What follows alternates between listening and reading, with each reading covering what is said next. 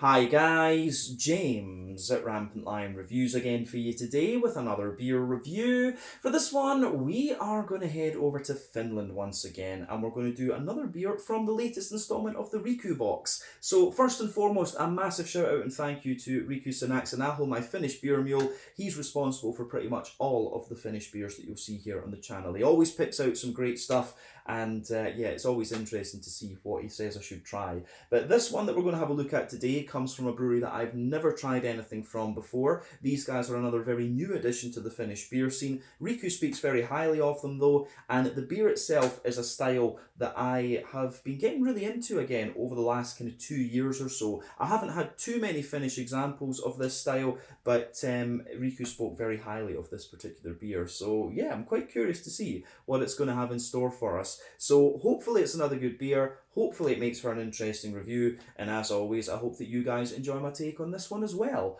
So yeah, for this review then, we are going to head to Oulu in the northwest of Finland, Riku's hometown, and we're going to have a look at my first beer from Naïlo Brewing Company. So this particular beer is called Czechmate. It comes in at 5% ABV, and this one is a Czech style Pilsner. So yeah, it should be quite interesting. From what Riku's told me, these guys seem to specialise in lagers, but they do a few other things as well. And yeah, as I said, we hadn't had too many Finnish Pilsners and things like that, and Finnish lagers on the channel, in fact. So I thought this would be a really nice one to take a look at when he suggested it. But yeah, very curious, so let's crack on and see what this beer is going to have in store for us. As always with my reviews though, I'll tell you a little bit about the brewery before we taste the beer. If you want to get straight to the tasting though, just fast forward. You'll find all the usual links in the video description below. That's the brewery website, the link to my other reviews that hopefully I can do in the future from Naïlo Brewing Company. This is the very first time I'm trying one of their beers, as I mentioned, but there's all the usual social media down there. If you want to see more reviews, do please consider subscribing to the channel. The support you give is massively appreciated. And remember, you can go into the channel homepage and search for beer using the geography tagging system. Just go up to the search bar, put in your hometown, state, county, whatever, and if I've reviewed beers from your area, they will pop up. Remember as well that you can check out the playlist of beers from different countries. You'll find this one in the Finnish playlist. But yeah, let's crack on then and have a little chat about Naïlo Brewing Company then. So, Naïlo Brewing Company was founded back in 2021 by Bence Tura, who is from Hungary, and Anna Zajakova, who is from Czech Republic. So, Bence studied food technology in Budapest, but decided to go to Oulu for his Erasmus exchange. While he was there, he made a lot of friends and apparently just fell in love with the Finnish weather and climate and things like this. So, when he returned to Budapest, he graduated and gained some work experience in various breweries such as Dreher and Horizont Brewing. However, he had the thought of going back to Finland for a while, and then one day he had a call with some of his friends in Oulu, and they managed to arrange a job for him very quickly. And so the decision to go back to Finland was made for him just kind of like that. But after living in Oulu for a while, he decided to open up a bar along with some friends in 2018, and this bar was called Maistila. So they offer a wide variety of Finnish craft beer. They also have a number of Hungarian beers as well, which makes sense. But then in 2019, Maistila founded their own brewery. But the brewery was actually just a kind of short-lived project. And then in 2021, Bence decided to found a completely new brewery, which is, of course, this one here known as Naïlo. Of course, the other person that we mentioned earlier behind Naïlo Brewing Company is Anna Zajakova. She's originally from the Czech Republic, like we mentioned, but she spent the summer of 2019 in Oulu studying Finnish, and she met Bence at Maistila. But her studies had nothing to do with beer, but her flatmate was a really eager home brewer, and this got Anna really interested in the brewing process, and so she decided to kind of, obviously get more involved in this. But after visiting a few Czech microbreweries, she knew that she wanted to work in the brewing business. But both Anna and Bence are responsible for the brewing operations and the product development and things like this. So they're doing pretty much everything behind the company. But the name Naïlo that they choose doesn't really mean anything apparently, and it's supposed to be a word that's just easy to pronounce in any language, of course. We know that Hungarian is a bit of a crazy language. It's probably one of the hardest ones to learn in Europe, along with like Finnish, Estonian, Polish, and yeah, probably Hungarian would be the other one. Polish is quite different, but apparently Finnish, Hungarian and Estonian are all related to each other. They're Uric languages. So yeah, that kind of makes sense that they would choose a name like this that's easy to pronounce in pretty much any language. But the brewery itself can be found on Limangatuli, which is near Oulu city centre, and they've got a brewery shop which they've managed, and they've also managed to get a number of their beers into many supermarkets around the country as well. Remember, in Finland, I think it's 5.5% is the maximum that you can sell in supermarkets. So you can actually get quite a few of the traditional German and Czech beers in the supermarkets in Finland, which is great.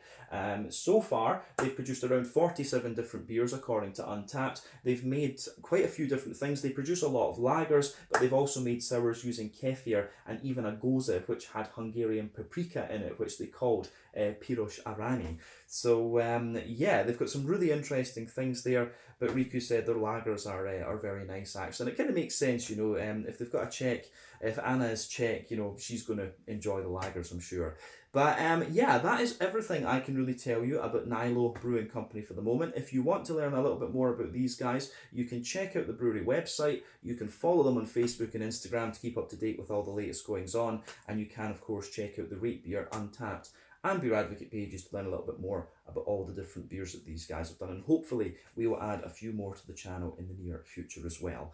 But yeah, that's that. That is the end of the brewery notes, and a big thank you to Rico, of course, for compiling those for me. I just took them and rearranged it a little bit. So Riku did the work for this review, actually sending me the beer and also compiling the notes. So that was pretty awesome. The only problem we have with some of the Finnish things when we make the notes is that the Finnish grammar is just crazy. So you don't always get such a good translation when you use Google Translate and stuff, so it's great that Riku helps me with these.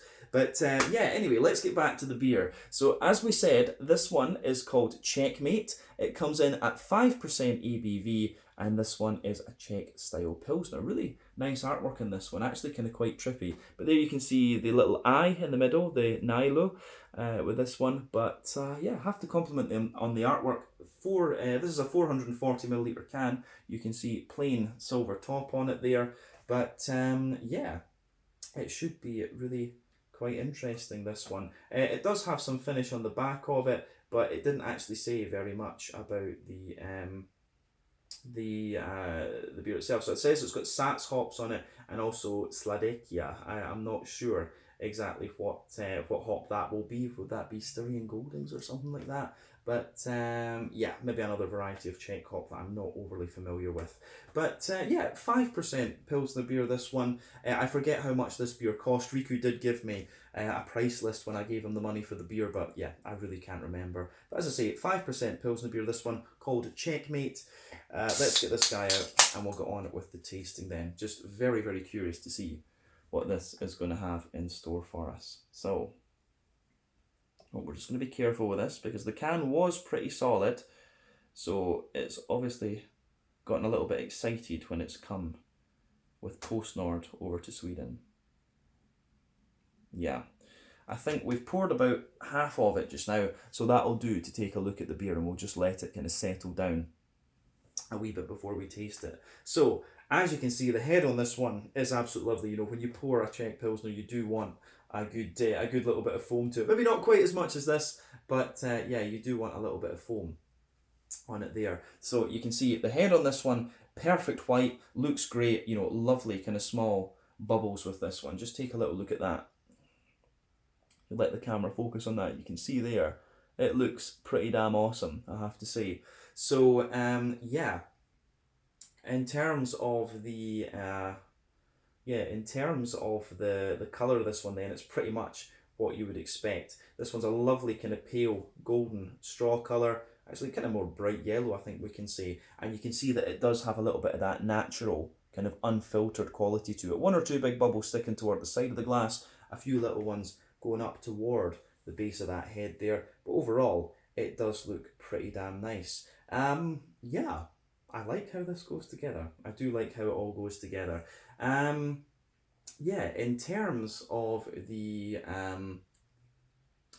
colour, remember the colour of your beer depends on 1, the type of malts that you use. This goes a long way to determining your EBC rating. 2, length of your wort boil is also going to play a role, because the longer you boil the wort, the more the sugars caramelise, and thus you get a darker colour of beer. Any barrel aging that you do or any adjuncts that you put in will of course affect the colour of your beer as well.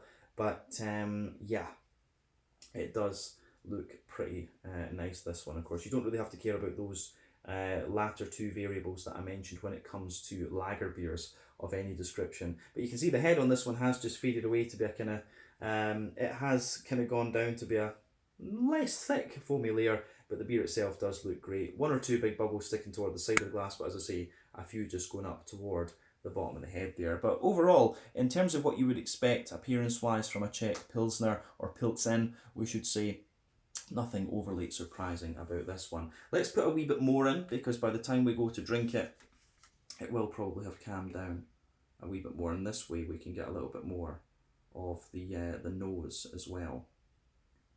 So yeah, this one, it's obviously just gotten a little bit excited, I think, when we, it's obviously just gotten a little bit excited when it's been in the post, of course. But yeah, aroma-wise then, let's have a look at this. You can see the head's gone right back up again. I'm going to say as well, this beer does smell very, very nice. The first impression of this one, it actually reminds me of the oat lager that we had from New Barns Brewing in Edinburgh. This beer really, really does remind me of that. Does this contain oats? No, it's just water, hops and yeast. Yeah, so it's really interesting that, because this beer almost, you'll notice with this one, it does almost have just that oaty smoothness and that slight sweetness actually. The oat lager, incidentally, from New Barns Brewing in Edinburgh, Scotland. Beautiful beer. If you're into lagers, you will enjoy that. The aroma, this one just kind of set off my contextual memory. But yeah, aroma-wise, this is lovely. First impression of it is it's got a good little bit of a kind of noble hoppy character to it. I don't know if we can class Sats, Žatec as the Czechs call it, as a noble hop. You know, usually we talk about German noble hops, but I would say Sats is. It's just a bit more kind of spicy. So yeah, you're getting that lovely kind of grassy floral sort of thing from that. You're getting a lovely little bit of kind of malty and yeasty character out of the base in this beer. Yeah, aroma-wise, I'll say this one is giving you pretty much everything you would want from the style. So let's just break it down a wee bit more and describe it a little bit more in depth. So for me, backbone of this beer, you've got a lovely little bit of that fresh white bready bread crust in there. You absolutely get that right away in this beer, and that is its backbone. So that comes out straight away. On top of that, you do get a little bit of like a Jacob's cream cracker sort of thing to this one. I don't know if that's a good descriptor for Finnish people. Do let me know in the comment section if you do get Jacob's cream crackers there. Otherwise, I need to think of something else to describe that sort of flavour to you. But yeah, definitely a little bit of a crackery note to it. And above that, you've got a mix of like soft, fluffy white bread, so you can smell that on top of the cracker, absolutely. And then above all of that, you can smell it at the back of the nose. You do start to get a little bit of the kind of nice dryness from the Pilsner malt in there. Pilsner malt, of course, can vary from Germany, Czech Republic, Slovenia as well. They produce a good number of Pilsners. Remember, this style, it's named, the Pilsner style comes from the Czech city of Pilsen. Of course, something from that city in German was known as Pilsner. This area was kind of lived in by both ethnic Germans and Czechs for many years. It was part of the Austro-Hungarian Empire, of course. So yeah, kind of makes sense. But yeah, the story of the Pilsner was a Bavarian brewer came to Pilsen, developed the beer style. Apparently, he was a bit of an arsehole and he was going to run out the town, and then it was a Czech brewer after that. But that first Pilsner, of course, was Pilsner Urquell, or Plzeňský Prazdroj, as the Czechs call it. But yeah, aroma-wise, this one is quite nice. It's certainly one of the kind of smoother and more bready Pilsners that I've come across. At the back of the nose, though, you do get a little bit of the dryness from the Pilsner malt in this one, and certainly, like I say, this beer, it really reminds me of the oat lager from New Barns Brewing in Edinburgh. It's lovely how this, it really is lovely how this one goes together. As I say, for me, this is not the driest of Pilsners that I've come across. You do get a bit of that Pilsner malty dryness in the back of the nose, but yeah, you've got a lovely smooth breadiness, and you've also got a little bit of that kind of biscuity sweetness in there. You do get a little bit of a McVitie's digestive biscuit character coming out of this one. So yeah, the way this beer goes together, I think, is really nice from the malty perspective. It gives you everything you'd want. One of the differences I would say between the German Pilsner and the Czech Pilsen would be, generally speaking, Czech lagers tend to be a bit more kind of yeasty and things, and usually I think that's, you know, it's the Czech lagers are a bit more raw in my experience, because most of them are brewed in brew pubs. You've got some awesome brew pubs down there. I'd love to go down to the Czech Republic and just live for a month and do lots of out and about videos. That's maybe something to do in the future. But anyway, so lovely how this beer goes together from that perspective. On the on the hoppy side of things, then you do get a little bit of smooth earthiness out of this one. You've got a little bit of that herbal character. Again, this is one of the characteristics of the Czech Sats hop. The other hop that they mentioned in there, the Sladeki, was it? Sladekia. Yeah, I don't really know this one actually, so I'll need to have a little read about that after this video in case we encounter it again. But yeah, aroma wise, this one is really nice from that perspective. Like quite a smooth earthiness, a little bit herbal character, but you do have that nice kind of you do have that nice little bit of floral character, a little bit of zesty grassiness. The green component is exactly what you would expect from this type of beer. When it comes to the fruity side of it though, you've kind of got, again, what you would expect from this style. For me, this one's got a little bit of an apricot-y, almost like papaya type note to it. You can smell that sort of dry, slightly tropical fruit underneath, but of course above that you've got the more oily pear, maybe a little touch of gooseberry, and a bit of fresh green apple, sort of things like that. So yeah, for me, a little touch of, definitely a little touch of a dried apricot, dry kind of sort of papaya type thing. Oily pear though, fresh green apple, and then just a wee kind of touch of yeah, like a gooseberry or something like that. But aroma wise, I have to say this beer is very, very nice. So let's put the rest of it in the glass and we'll see if we can get a taste of this one. Then I'm just going to pour it fairly slowly, because yeah, you want a good head on your Czech beers. I think we've still got a little touch of it left in the can, but we'll put that in a wee bit later on. I think we've actually got quite a nice pour out of that. Look, it's even got the convex head on it. So yeah, as I always say, take a wee bit of time to enjoy the aroma of the beers before you get stuck into them. But this one is pretty damn nice actually. So this is the Czechmate, a 5%-ish, I think it says kind of circa 5%, Pilsner beer from Naïlo Brewing Company in Oulu. Very, very new brewery. Let's get stuck in. Slange, skål, cheers.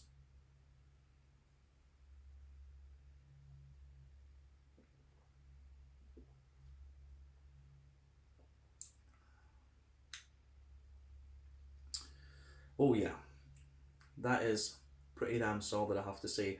Like I was saying, one of the key differences between the Czech and the German Pilsners is the kind of more yeasty and bready character that you'll get out of them, and you get that in this beer right away. The other thing you get straight away is the more kind of spicy character from the Czech Sats, Žatec hops. I've always found that the Czech ones for me are just a little bit more spicy than the likes of the Hallertau and the Tettnanger Mittelfrühs and stuff from Germany. Of course, you have got higher alpha acid hops in Germany, Hercules, Pearl, all of these kind of things. But yeah, you do get this one. This is, for me, it shows you a good bit more dryness in the flavour as well than I was picking up in the aroma. I thought this was going to be a very smooth, bready type Pilsner, but this is pretty damn solid actually. If you know this style, you know how the Czechs do it, you will not be disappointed with this one if that style is your cup of tea or your glass of beer.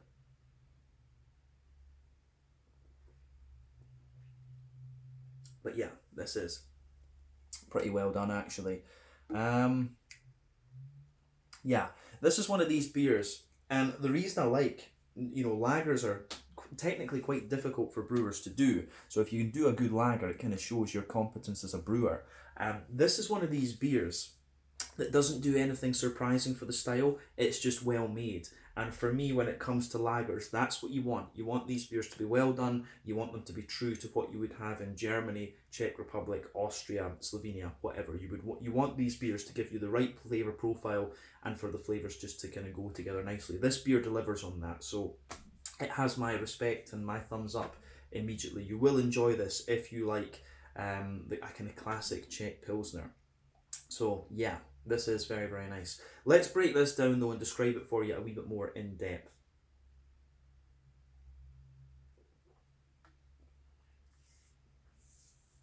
So, yeah, it is just really, really nicely done, as I say. Middle third of your palate then, backbone of the beer, you absolutely get a little bit of that kind of fresh, white bready and slightly grainy bread crust. That is the backbone of your beer. Further forward toward the front of that middle third of your tongue, you get a little slight touch of woodiness to the beer. You just get that. And then above the bread crusty layer, there is that sort of drier Jacob's cream cracker sort of note coming out of this one. So yeah, again, I do really like how that pieces together in this particular beer.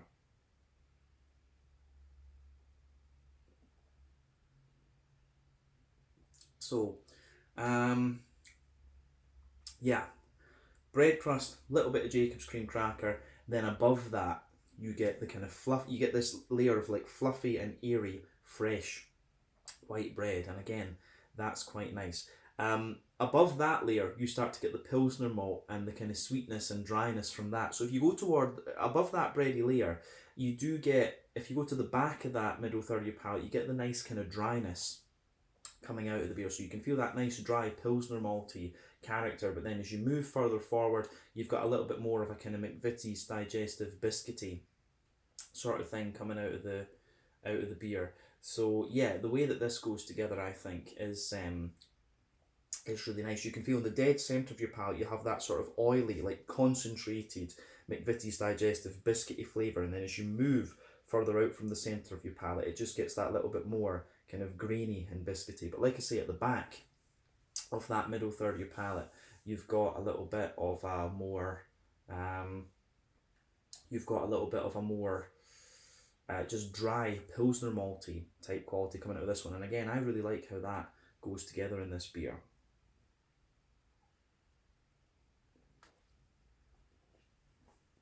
So that, as I say, that means it gets a thumbs up from me. Yeah, I don't think there's anything more to say about the middle third of the palate in this beer then. So let's go on to the back third of the palate. The border region between middle and back third of your palate, you get that nice little bit of kind of bready build up in there, and again the kind of Pilsner malt dryness sets in there. But the back third of your palate, you've got a nice little bit of a bread crusty base once again. On top of that, you get the you do get a bit more of the crackery layer as well. And remember, the more bitter and dry flavours come out further back on the palate, whereas the sweeter flavours come out further forward. So yeah, you've got that little bit of a kind of, bread crusty, grainy base, the crackery notes, but then above that, you've got a taller, but still airy white bready note in there. But the bread is a little bit more kind of grainy, feels a little bit more airy, but the whole layer is tall. And then above all of that, pardon me, you start to get the dryness from the Pilsner malt out of the beer, which again I think is very, very nice. So that gets a thumbs up from me. On the above all of that, you start to get the kind of yeasty characters out of the beer. And yeah, the yeasty notes in this one, it is like just a very light, woody, slightly almost farmhousey bready character. You can just feel that sitting above the kind of Pilsner malt layer on the back third of the palate. So the Pilsner malt just goes above and spreads further back, above that kind of airy bready layer.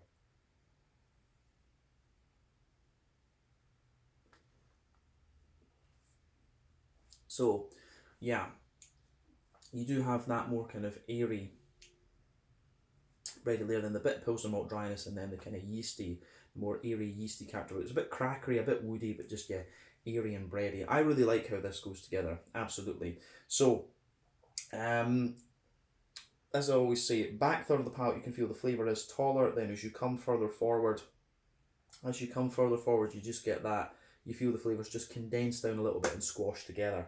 So yeah, this one, as I say, the malty and yeasty side of this beer, I think, is really nicely done. Classic sort of more yeasty and bready Czech Pilsner beer, this one, and it's got the dryness, it's got the breadiness, it's got everything you want from this style of beer. You get a little bit more sweetness out of this as well the further you go into the aftertaste. So yeah, solidly done beer, this one.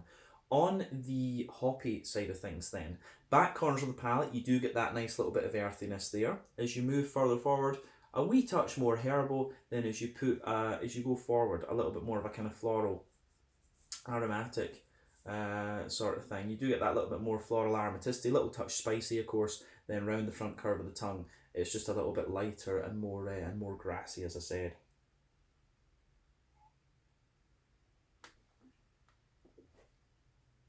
So yeah, lovely little bit of lighter grassiness in there. You do get a wee touch of zestiness from that as well. But the interesting thing is the green component actually gets a little bit wetter the further you go into the aftertaste. And the thing that's interesting about this beer, quite often in Nordic, when it comes to Nordic beers, I often comment how the flavour profile is right, but the you can always just feel it's a Nordic beer because of how clean it is. This one's interesting because it does feel quite clean, but at the same time, it doesn't feel, you don't notice that difference all that much in this beer. So yeah, I do wonder if they've maybe treated their water or something like this, or maybe the water in Oulu is quite similar, because of course there is Hailuodon Panimo on Hailuotu Island, which isn't too far away from Oulu. I don't know if the water in Oulu is going to be similar to that on the island there, because they talked about how their water was good for brewing lagers, because it was quite similar to Pilsen's water. So yeah, I don't know, interesting point. But anyway, you can feel with this beer, you do get a little bit of cleanliness. You can feel that the green component is a bit wetter. That's where I was going with this, and you feel a little bit of the Nordic cleanliness in the green component of this beer. But the further into the aftertaste you go, you do get that slightly more spicy Zats type quality coming out of this one. So yeah,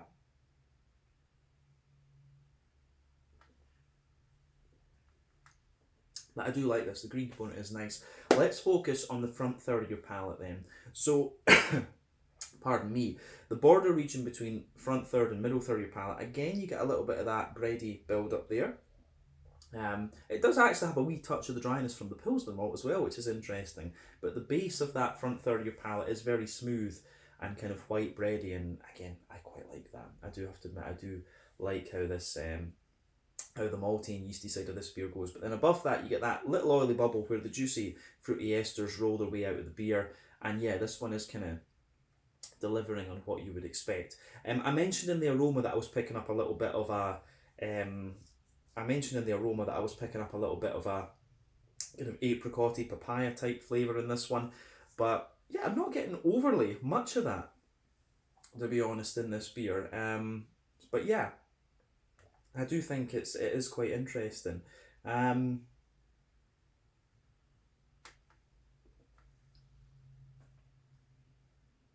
above that, you're getting everything that I kind of mentioned. Otherwise, at the back of that front third of your palate, there's a sort of oily, pearish quality, and as you come further forward, you start to get a more kind of green apple. You do get like a fresh kind of green apple to this one. I don't get the gooseberry so much. You get a little bit of a kind of lemon limey note just behind the very front tip of the tongue. But yeah, for me, it is more kind of peary, fresh green apple, and then just that little bit of lemony limey character just behind the very front tip of the tongue. But yeah, flavour wise, I think this beer goes together really, really nicely. It delivers everything you want from a Czech style Pilsner beer, and it's actually very, very well done. It has that sort of brew pub, I don't know the Czech word for it, it's gone right out of my head, but it gives you that sort of brew pub rawness, which I really enjoy. That kind of unfiltered, yeasty, bready character that you expect of the Czech lagers. Based on how close this one is to what you would find in Czech itself, I'd love to see them. I'd love to try, like a Svetli, a Letsak, a Cherny Tmavy. I'd love to try the different types of Czech lagers as well. But yeah, I think this beer gives you everything you want from the style category, of course, and I've been getting really into these again over the last year or two, as I mentioned earlier. But yeah, let's round off this review with a wee look at the mouthfeel then.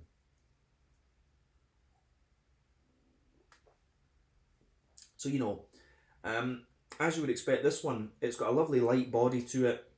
The carbonation is very, very smooth. In some ways, this beer feels very, very clean, but it also gives you that kind of Czech smoothness and yeastiness that you expect.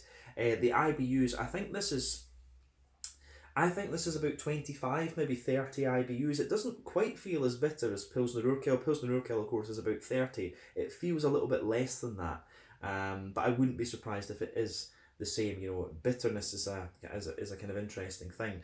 But yeah, this beer, I think it has 25 or 30 IBUs. It's kind of in that region. The malt base, as we said, has a little bit of graininess. It's got a bit of smoothness, and you've got a little touch of sweetness in there as well. And the fruity character is kind of as you would expect. It's quite wet, not overly oily, but yeah, this is just a very, very nicely done Pilsner beer. Actually, very, very impressed with this. As I said at the start, what you want from these beers is for them to be well made and true to the style, and this one really does deliver on that. This is probably one, if I think about all the non-German, non-Czech brewed lagers, if you like, of any category, this is probably one of the closest ones that I can think of that I've reviewed. It's probably one of the closest Czech, non-German lagers to the original Czech and German styles, if you like. So yeah, this is very, very well done. This is definitely worth trying, actually. If you're into the Czech Pilsner style, I think you will enjoy this beer. So yeah, thumbs up to Naïlo. I really hope I can try some of their other things, like the Tmavy. If they have a Tmavy, a Cherny, I would really love to try those. Something a wee bit more malty and dark would be an interesting contrast to this beer. But as I say, a very well done Czech Pilsner, this one. So yeah, big thank you to Rico again for recommending this beer for me. He certainly hasn't let me down here. But yeah, have a look at some of the Naïlo Brewing beers, and yeah, you won't regret that, I don't think. So yeah, once again, thank you for watching my beer reviews. Until the next time, please like, subscribe, share, all the usual YouTube stuff. Let me know your own thoughts on this beer in the comment section below. Let me know what your favourite beers are from Naïlo Brewing Company as well, and we will see about returning to these guys as soon as we can. But yeah, we'd love to try a few more lager beers from these guys on the basis of this one. So yeah, let's leave it there. Thanks again for watching. Check out my social media, check out Naïlo Brewing's social media, and yeah, I'll catch you in another review very, very soon. Till the next time, this one was the Czechmate from Naïlo Brewing Company in Oulu in the northwest of Finland. Slange, skål, cheers, kipis, and kitos.